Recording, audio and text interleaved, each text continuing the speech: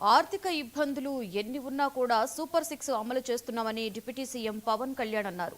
అనంతపురంలో కూటమి ప్రభుత్వం నిర్వహించిన సూపర్ 6 సూపర్ హిట్ బహిరంగ సభలో ఆయన పాల్గొని మాట్లాడారు. రాయలసీమను రతనాల సీమగా మార్చేందుకు చిత్తశుద్ధితో పనిచేస్తున్నామని చెప్పారు.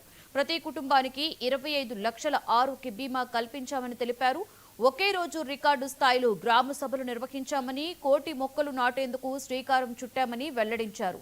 శాంతి భద్రతలకు ఎలాంటి ఇబ్బందులు కలగకుండా చూస్తున్నామని పవన్ తెలిపారు. ఒకటే కాలం ఎండాకాలం, దాన్ని మనం రూపుమాపే ప్రయత్నం చిత్తశుద్ధితో చేస్తోంది.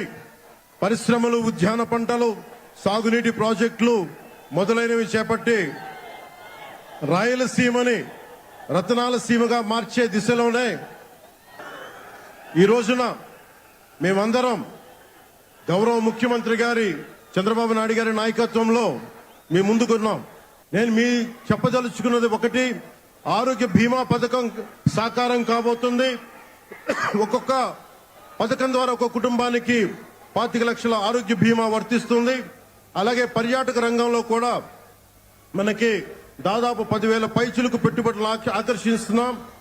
అలాగే పంచాయతీ రాజ్ శాఖలో కూడా పల్లె పండుగ ద్వారా 13,300 గ్రామ పంచాయతీలని గ్రామ సభలు నిర్వహించి రికార్డు చేసి 2,007 కిలోమీటర్ల బీటీ రోడ్లు, 4,000 కిలోమీటర్ల సిసి రోడ్లు చేయగలిగాం.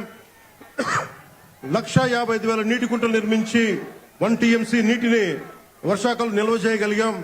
అలాగే మూగజీవాల దాహార్తి తీర్చేందుకు 15,000కు పైగా నీటి తొట్లు నిర్మించాం.